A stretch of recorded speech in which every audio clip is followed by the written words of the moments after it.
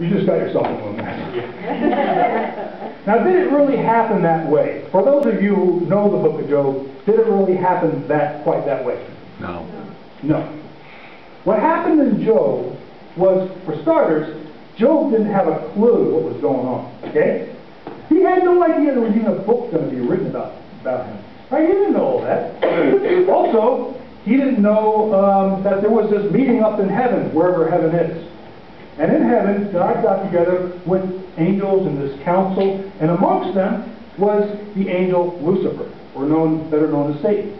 And they all got together, and God kind of said, okay, let's get this meeting started. Where'd you come from? Lucifer said, I've been out roaming around the earth, checking things out. Have you had a chance to notice my good servant Job? Have you noticed Job? He's rocking. And Lucifer said, well, sure, he's got a hedge around him. No one can touch this guy. Take it all away, and you watch, he'll turn on you in 2 seconds. Go ahead. We'll take the hedge away. If you think there's a hedge there, go ahead, go for it. And so, you know what happens. Tragically, while Job is out and about, this is a very influential, very famous, very wealthy individual, his house collapses, and he loses all the children. The children die in that, just taken away from him, just like that. And he couldn't believe it. Of course, he's shocked, first of all. And then he just can't believe, he's like, what is this? And so, obviously, some of his friends are taking him in and say, listen, man, dude, we know you're out and about. You need to, here's a bedroom, you can stay here. Or, you had a lot of people trying to support him because he just lost his house. That was rough. So anyway, the next thing, there's this other council in heaven again. And again, everybody gets together, and God says to Lucifer, because Lucifer shows up again, where have you been? Well, I've been roaming around the earth. Where else do you think I'd be?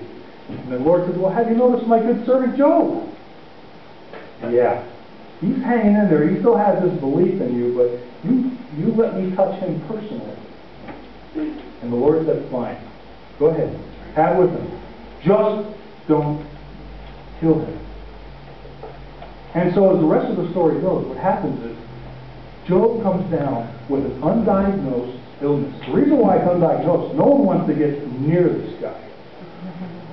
He is now suddenly homeless. I want you to understand that. A man of riches and wealth to being homeless. No one wants to touch him. I don't know if you get this, but when you read that book, this is an individual who wishes he had not been born. Who believes in his mind he is dying now. He's lost everything. Now he's dying. He has boils all over his body. He has a chronic condition. It will never get better, according to Job. So he's lost. And he sits there, and some friends visit him. Now, time out real quick here, because I read this story years ago. And I'm a very north, south, east, west guy. Just ask my wife. She knows at any point in time, which way we're facing now. Yeah, I'm tired of that game. Facing north. Yeah. Okay. Facing north. So in my mind, when I think of this thing, I see north, facing north.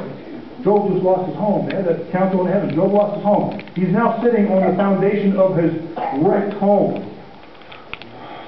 Smoke still simmering. And his friends come to visit him. He's so out of it, they won't even talk to him. And he won't even talk back out of respect to those that are suffering. Out of respect, you would not be the first to talk. You would wait for them to say something. And they did this for days. And finally, Job uttered a syllable, and that got the whole thing rolling. Okay? Then they started talking. Now, I kind of thought when I first read this book that it all happened in the space of time it took me to read the book.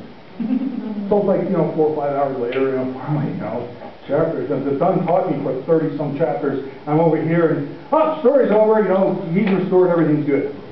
And honestly, I really felt that way. This is just a book, and went on my merry way. But the scripture, if you read it real closely, it tells you that there was a longer period of time that he had elapsed. This wasn't 4 or 5 hours. This was many, many, many days. Once the popular wealthy Job was now the target of ridicule, people actually spit on him. It's in the Bible. Here's a homeless guy crawling around. He can't do anything for himself. And so this is the situation that he finds himself in. And his friends are trying to flush out Job's sins. They're convinced. You had to do something wrong. You had to do something wrong. And there's no way you should have all this stuff because you did something wrong, and you need to confess it right now. Get this over with. So God can restore you or do something about your situation. You know, I related to this story, to the talking of the human beings to each other. And I'll tell you why. Because there have been points in my life that I have been so low, the only thing I can think about is my narrow perspective and how awful things are right now for me. Okay? So I'm reading these passages going, yeah, I relate to that, what you just said there, Job. And I was even relating to some of the things the other guys were saying. I relate to that. I relate to that. You know, so what's your perspective today, other than perhaps being hungry? You know, is it similar to the perspective of Job? You see, I really thought this was a simple, little short object lesson, and I've discovered it's a lot more. I'd like to share that discovery with you.